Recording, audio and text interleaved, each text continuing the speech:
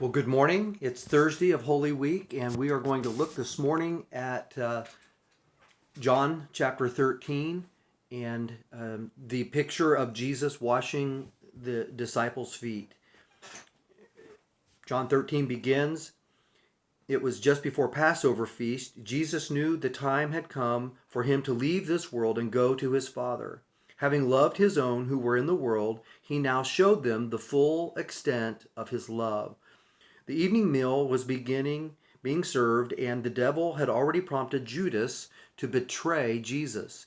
Jesus knew that the Father had put all things under his power, and that he had come from God and was returning to God. So he got up from the meal, took off his outer clothing, and wrapped a towel around his waist. After that, he poured water into a basin and began to wash his disciples' feet, drying them with the towel that was wrapped around him.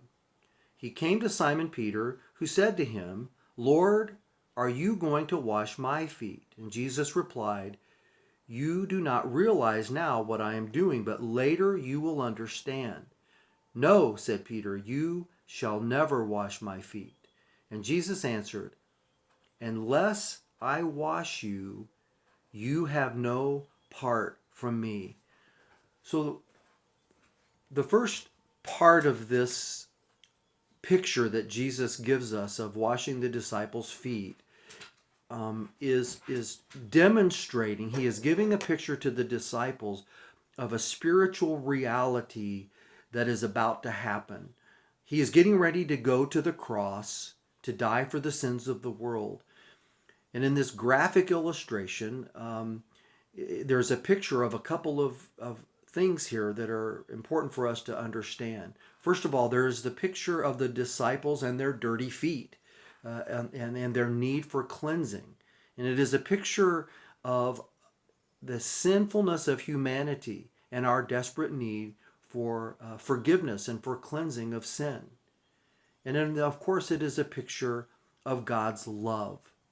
Jesus, the Son of God, the Savior, humbles himself and is getting ready to go to the cross to provide that cleansing, that forgiveness.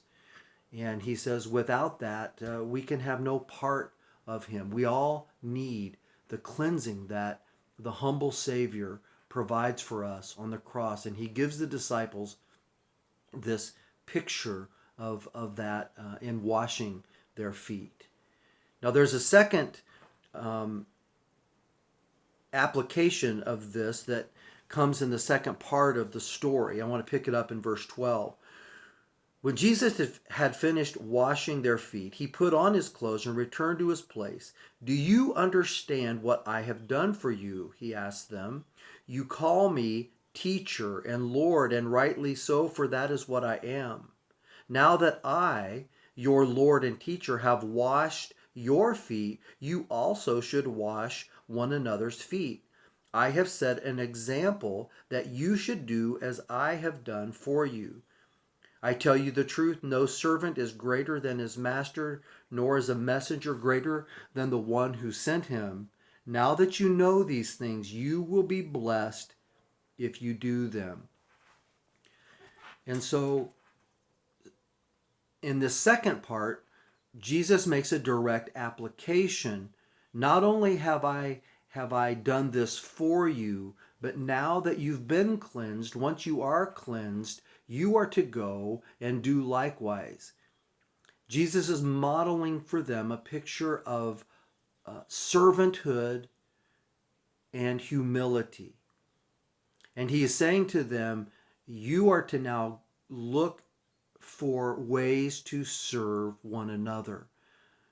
Your eyes and your heart need to be open and looking for the needs of others that you can meet through humble service.